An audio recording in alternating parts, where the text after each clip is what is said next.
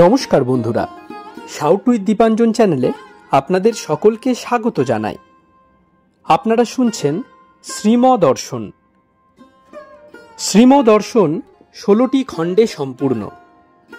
ভগবান শ্রীরামকৃষ্ণদেবের অপার অনুগ্রহে এই গ্রন্থের প্রথম ভাগের প্রথম সংস্করণ 1366 বঙ্গাব্দে ও ইংরেজির 1960 খ্রিস্টাব্দে প্রকাশিত হইয়াছিল।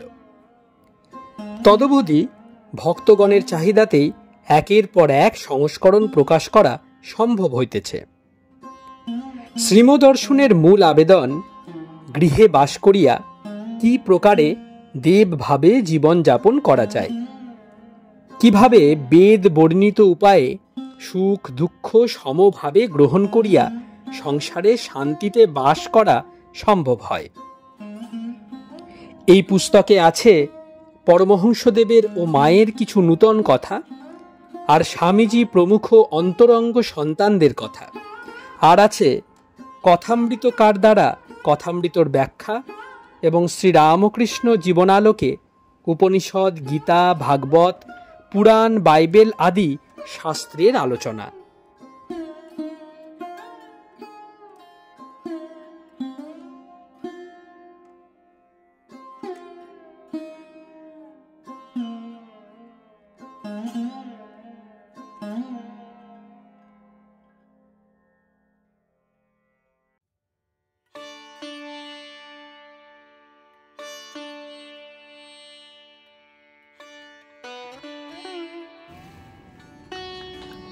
দুই,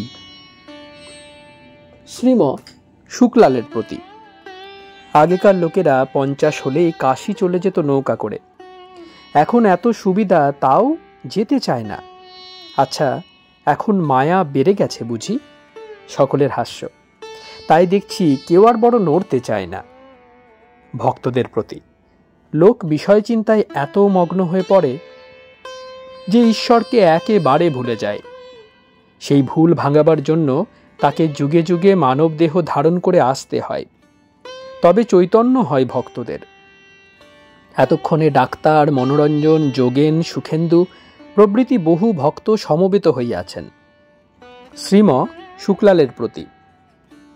তিনি বলতেন, ছেলেপুলে দু একটা হয়ে গেলে তাদের ডাল ভাতের ব্যবস্থা করে ঈশ্বর চিন্তা করো। সারা জীবনই খেটে শেষ করতে হবে? সকাল থেকে অনবরত খাটছে, লোক বাহবা দিচ্ছে, আহা কি পরিশ্রমী ইনি। কিন্তু এসব খাটুনি কি জন্য? ভোগের জন্য, ঈশ্বরের জন্য নয়। টাকা পয়সা মান সম্ভ্রম হবে, গাড়ি ঘোড়া দাসদাসী হবে, বড় বড় তত্ত্ব, স্প্লেন্ডিড সোশ্যাল প্রেজেন্স করা যাবে বলে, কালিয়া কোরমা পোলাও খেতে পারবে বলে। ঈশ্বর লাভের জন্য নয় মোটেই। পরিবারের লোকগুলিও কি ক্রুয়েল! এত খাটছে, এদিকে একটুও লক্ষ্য নাই। কেউ বললে বলে, কেন, সবাই তো খাটে, এতে আর কি হচ্ছে? আবার যারা খাটে তাদেরও একটা আনন্দ আছে, মাগ ছেলেকে ভালো করে খাওয়াতে পড়াতে পারবে বলে। কিন্তু ডাল ভাত হলেই যে হয়, হায় হায়, a body wearing and soul killing labour, দেহনাশী আত্মঘাতী পরিশ্রম। এসব করে শুধু ভোগের জন্য, ভগবানের জন্য নয়। ঠাকুর বিবেকানন্দকে তাই বলেছিলেন, ডাল ভাত হলে হয়, এর বেশি হয় না। মা ভাইদের কষ্ট হচ্ছিল খাওয়া পড়ার, তাই ঠাকুরকে অনুরোধ করেন মা কালীকে বলতে। মা তখন এই কথা বলেছিলেন, এর মানে তিনি যাকে ভালোবাসেন তাকে নানা অভাবে ফেলেন না, তার জন্য ডাল ভাতের ব্যবস্থা পূর্ব থেকেই হয়ে থাকে। অভাব যত কমবে ততই ঈশ্বর চিন্তার সময় পাবে। Plain living and high thinking আদর্শ। এই ডাল ভাতের ব্যবস্থা করে কোনো নির্জন স্থানে চলে যাওয়া, এই কথা বলতেন। 2-3 দিন নির্জনে থাকলেও ওয়ার্ল্ড অফ ডিফারেন্স, অর্থাৎ অনেক তফাৎ, এও আংশিক সন্ন্যাস।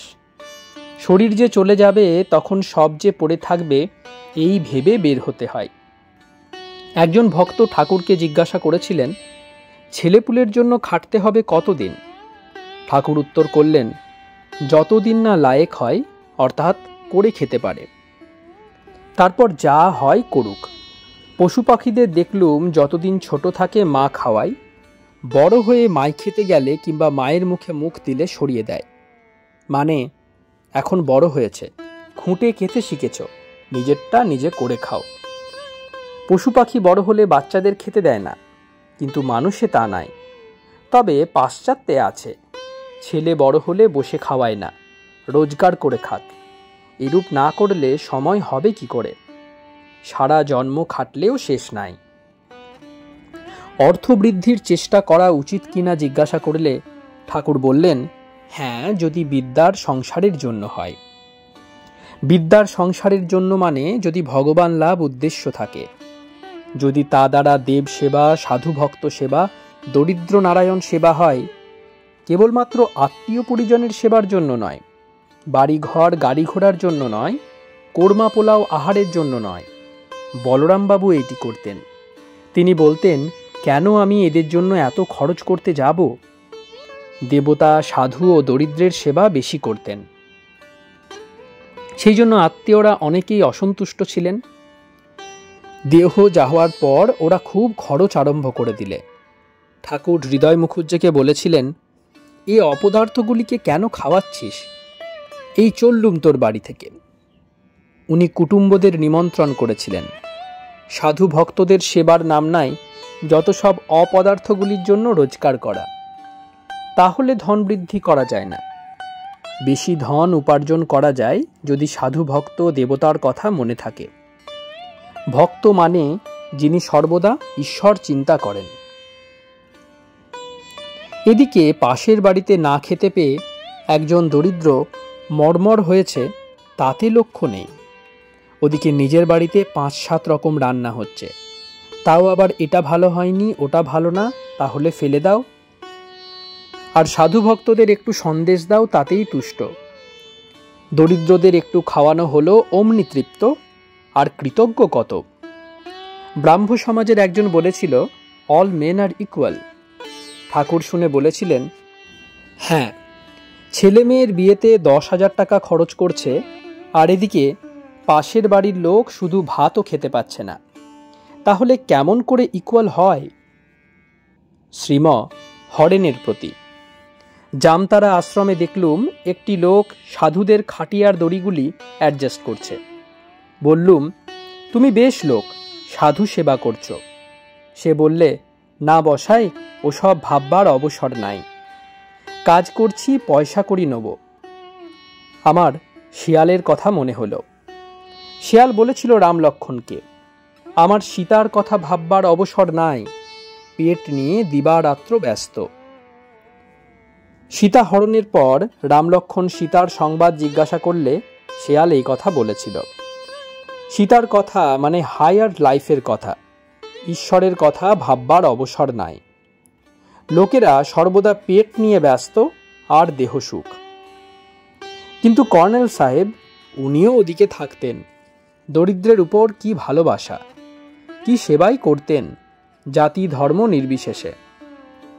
রাস্তায় চলে যাচ্ছে লোক, যেই তার কথা জিজ্ঞেস করলুম অমনি দাঁড়িয়ে পড়ল আর বলতে লাগলো, অমন লোক হয় না মশাই, দেবতা।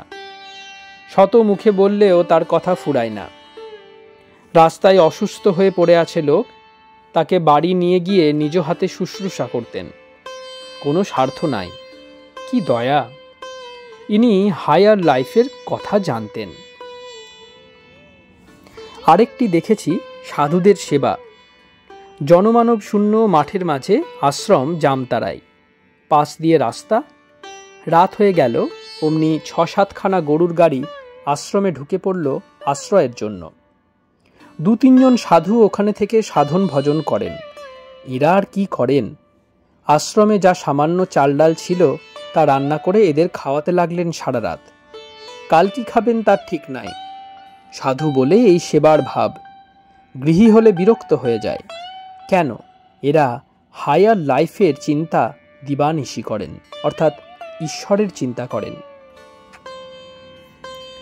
আরেকটি ঘটনার কথা শুনেছি। সেদিন মায়ের মন্দির প্রতিষ্ঠা হলো। বহু সাধু ও ভক্তের সমাগম হয়েছিল জয়রামবাটিতে। ফিরবার সময় একজন গৃহী ভক্তের অসুখ হয়ে গেল রাস্তায়। সাধুরাও আসছেন সেই রাস্তায়। সঙ্গীকে এরা বললেন, একে গাড়ি করে নিয়ে যেতে হবে, টাকা না থাকে এই নাও টাকা। একজন সাধু বললেন, দেশে গিয়ে পাঠিয়ে দিও। আরেকজন বাধা দিয়ে বললেন, না, পাঠাতে হবে না, একে ভালোভাবে নিয়ে যাও। আহা, সাধু কিনা, তাই অমন কথা।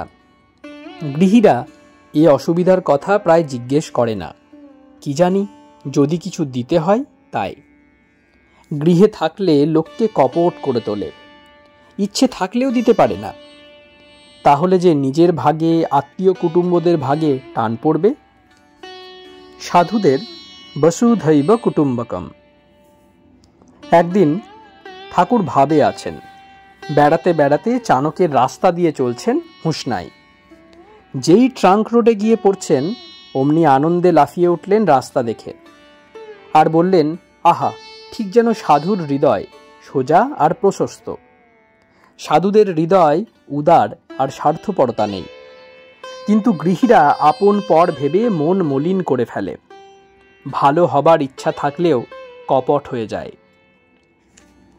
3. এখন সন্ধ্যা সমাগতা। হ্যারিকেনের আলো আসিল। হাততালি দিয়া হরিবোল হরিবোল বলিতে বলিতে শ্রীম ধ্যানমগ্ন হইলেন। ভক্তগণ ধ্যান করিতেছেন। ধ্যানান্তে শ্রীমর ইচ্ছায় মোহন গান গাহিতেছেন। ওই যে দেখা যায় আনন্দ ধাম, অপূর্ব শোভন ভব জলধির পারে, জ্যোতির্ময়। তারপর সকলে গাহিতেছেন, জয় জয় রামকৃষ্ণ নাম গাওরে। এবার কয়েকজন ভক্ত বিদায় লইলেন। পুনরায় কথোপকথন আরম্ভ হইল। জগবন্ধু, আচ্ছা, ঠাকুর কোথায় কতদিন ছিলেন? শ্রীম, কুঠিতে ছিলেন 16 বছর, 1855 থেকে 71 পর্যন্ত। গঙ্গার দিকের ঘরটায়, সামনে বারান্দা, তারপর সিঁড়ি। ঠাকুরের মাও ওই ঘরেই থাকতেন। অক্ষয়ের শরীর গেলে ওই ঘর ছাড়েন।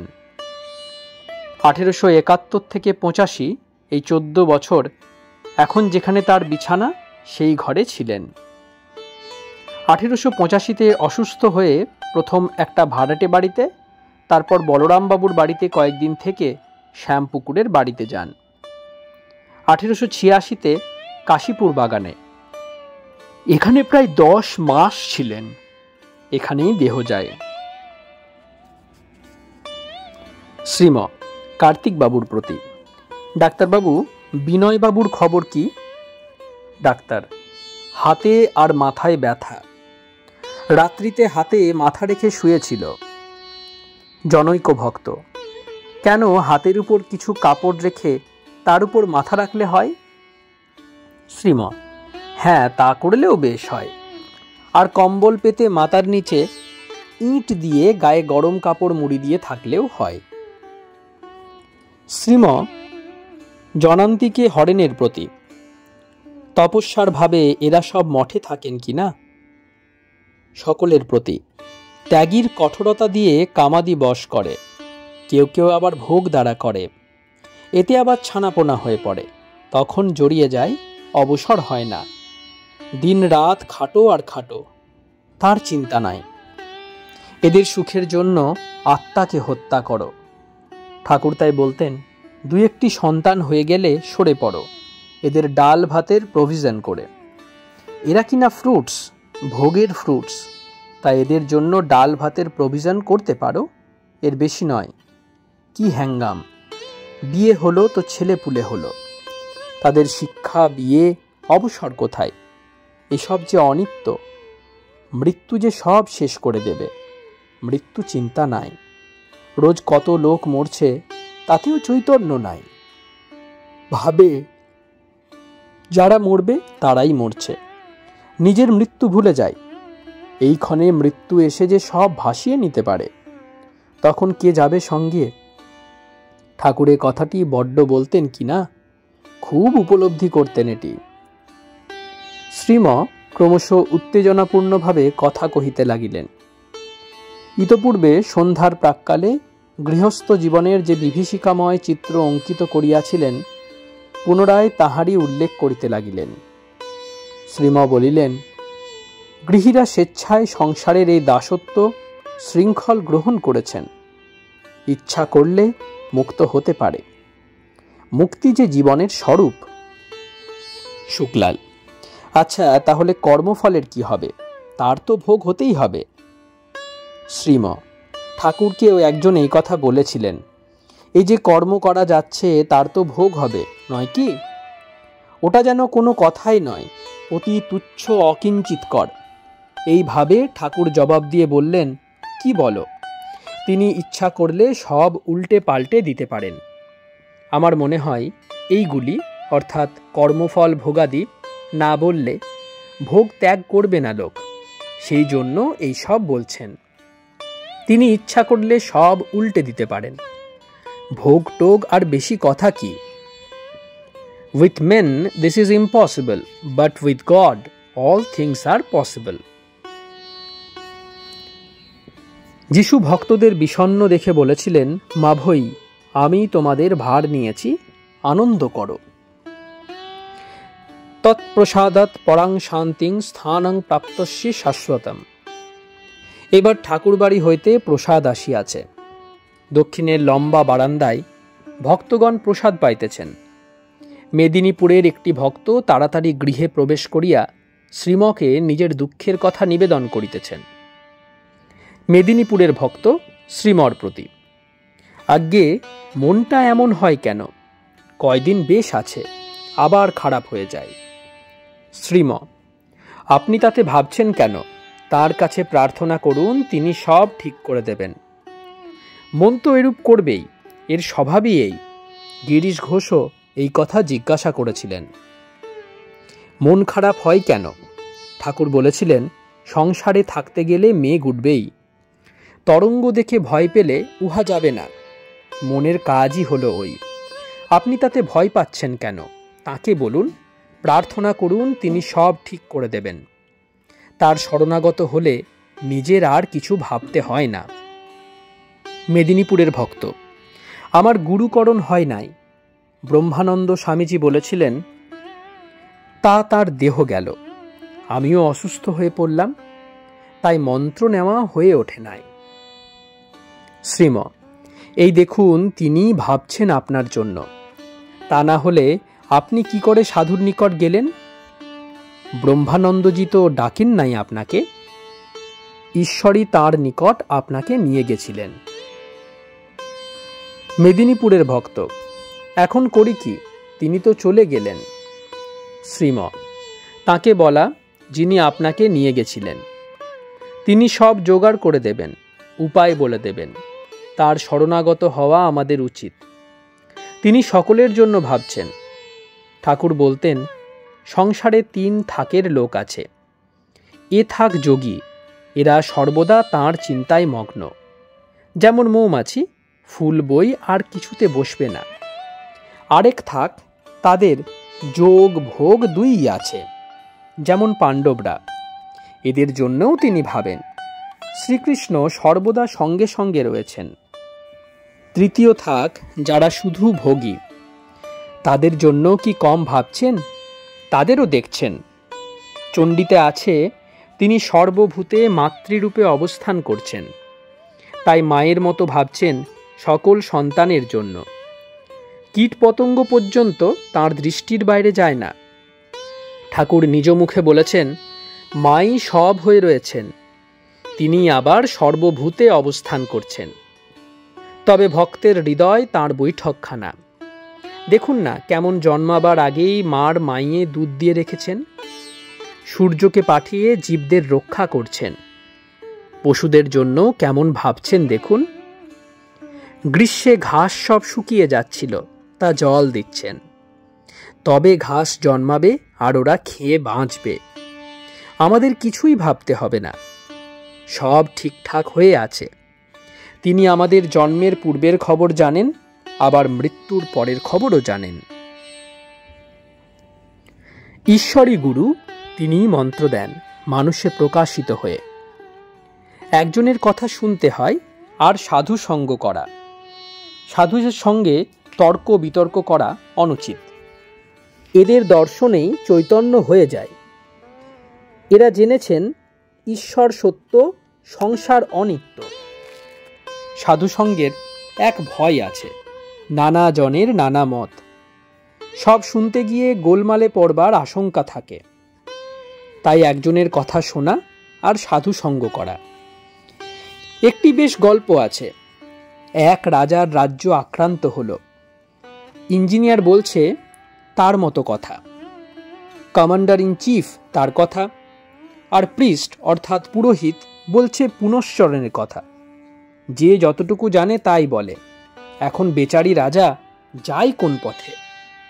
সেজন্য একজনের কথা শুনতে হয়, যিনি সর্বদা ভাবেন, যিনি ভার নিয়েছেন তাঁরই কথা শুনতে হয়। সবের কথা শুনতে গেলে গোল বেঁধে যায়। শ্রীম ভক্তের প্রতি সাধুসঙ্গ করতে হয়। মঠে এরা সব যাচ্ছেন রোজ, মাসিক টিকিট করে। আপনার যাওয়া হয়তো মঠে? মেদিনীপুরের ভক্ত, আগে অনেক দিন যায়নি। অসুখ বিসুখ গেল আর ব্রহ্মানন্দ স্বামীজি চলে গেলেন, কিন্তু দক্ষিণেশ্বরে যাওয়া আসা আছে। রামলাল দাদা কৃপা করেন। শ্রীম সাধুসঙ্গ করতে হয়, সাধুসঙ্গ। ওদের সঙ্গে কথা কাটাকাটি করা উচিত নয়। ওদের দর্শনই শিক্ষা। দর্শন করলেই মনে হবে এরা 16 আনা মন দিয়ে তার চিন্তা করতে চেষ্টা করছেন, পথে দাঁড়িয়েছেন। এদের দেখে নিজেরও ওই করতে ইচ্ছা হবে, কিন্তু কথা বা উপদেশ পালন করতে হয় একজনের। অন্যদের উপদেশ তার কথার সঙ্গে মিলিয়ে নিতে হয়। সংসারে থাকতে গেলে সুখ দুঃখ এসব আসবেই।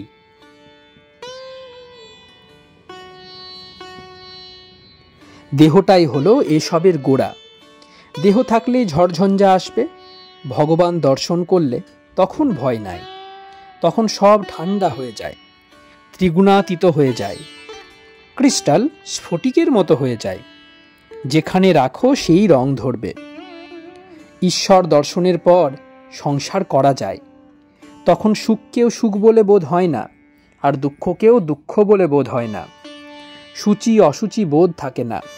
ক্রোধাদি থাকে লোককে দেখাবার জন্য। ঠাকুর বলতেন, সাধুর ক্রোধাদি যেন পোড়া দড়ি, ফুঁ দিলে উড়ে যায়। হয়তো ঘড়ির চেন পরে সেজেগুজে বসে আছে, আবার এগুলি নিয়ে যাও আপত্তি নেই, যেন 5 বছরের শিশু। বাইরে কত তেজ দেখাচ্ছে, অমুক আইন করতে হবে, অমুককে শাসন করতে হবে, এসবই রাজ্য রক্ষার জন্য। ভিতরে জানেন আমি কিছুই না, পরমহংস অবস্থায় কোনো গুণের বশ নয়। এই যত সব দুঃখ কষ্ট দেখা যাচ্ছে, এই সব রূপ মাত্র, জলের বুদবুদ। কতক্ষণ আছে, তারপরই আবার জলে মিশে যাচ্ছে। স্বস্বরূপকে চিনলে তখন আর কোনো দুঃখ কষ্ট থাকে না।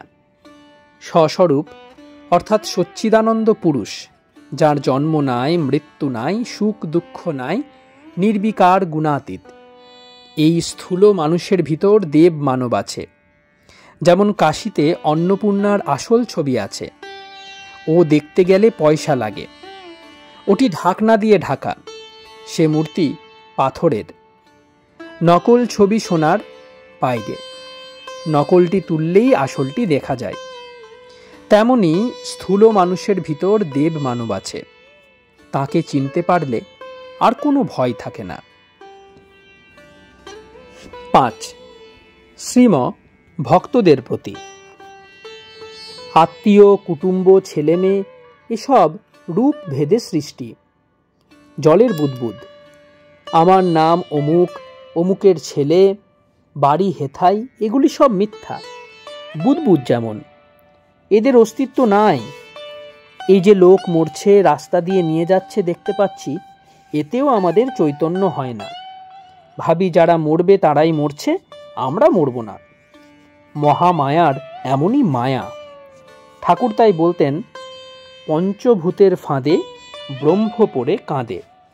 অর্থাৎ শরীর ধারণ করলে ঈশ্বরকে পর্যন্ত কাঁদতে হয় মায়ার হাতে পড়ে। যেমন রাম, কৃষ্ণ, খ্রাইস্ট। এই যে যুদ্ধটা হয়ে গেল, অর্থাৎ প্রথম বিশ্বযুদ্ধ, এটা কি? কতগুলি রূপ শেষ হয়ে গেল।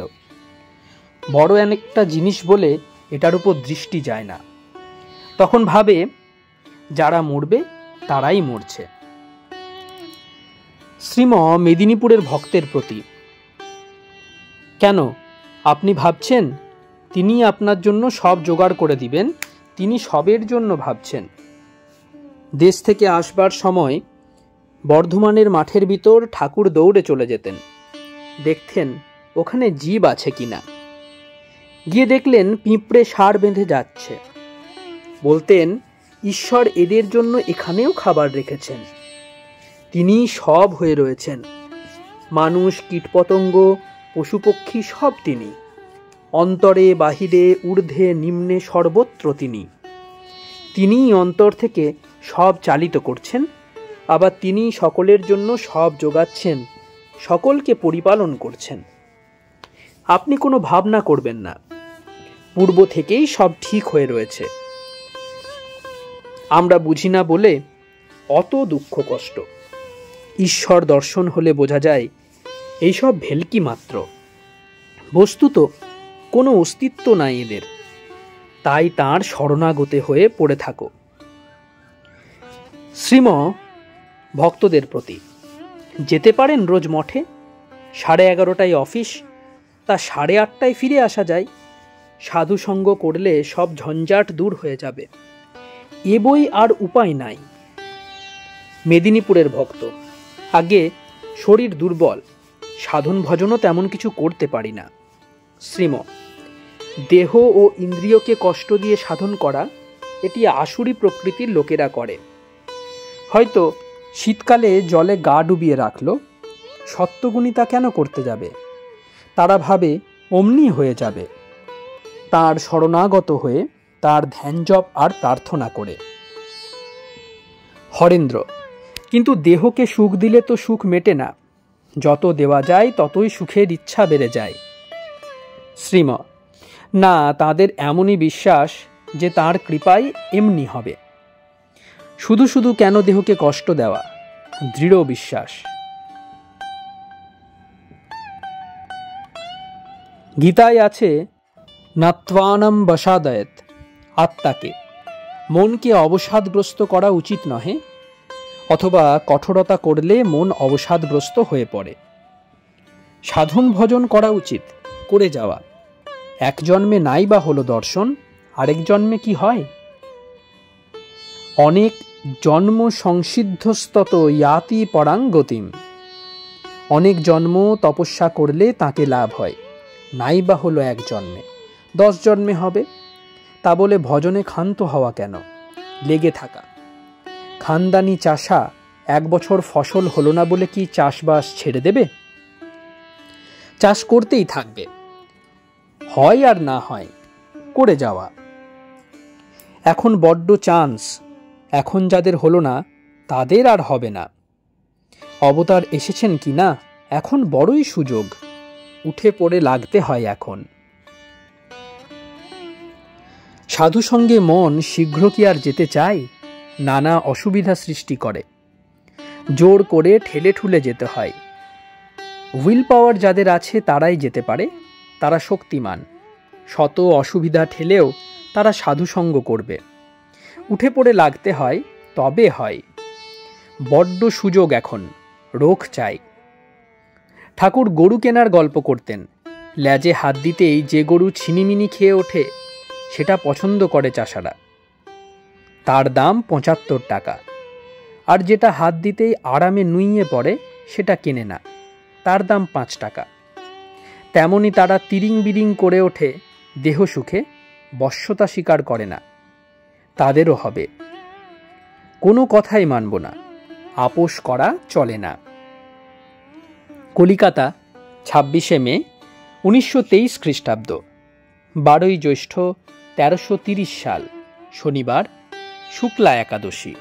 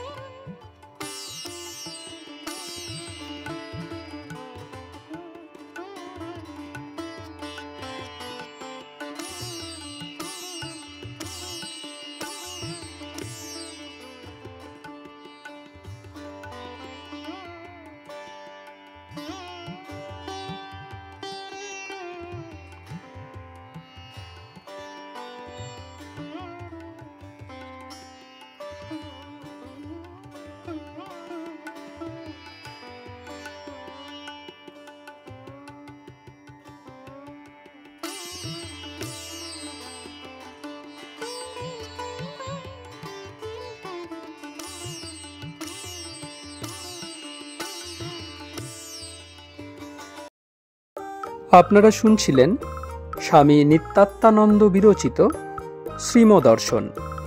আজ ৩৮তম পর্বটি আপনাদের কাছে পরিবেশন করলাম। আমাদের ভিডিওগুলি কেমন লাগছে আমাদের জানান। কোনো সাজেশন থাকলে তাও অবশ্যই জানাতে পারেন। আপনাদের পরিবার পরিজন ও বন্ধু বান্ধবদের মধ্যে আমাদের ভিডিওগুলি শেয়ার করে দিন। আমাদের ভিডিওগুলি লাইক করুন, শাউট উইথ দীপাঞ্জন চ্যানেলটি সাবস্ক্রাইব করুন এবং প্রতিদিনের আপডেট পাওয়ার জন্য বেল আইকনটি অবশ্যই প্রেস করুন। অনেক অনেক ধন্যবাদ। নমস্কার। জয় ঠাকুর, জয় মা, জয় স্বামীজি।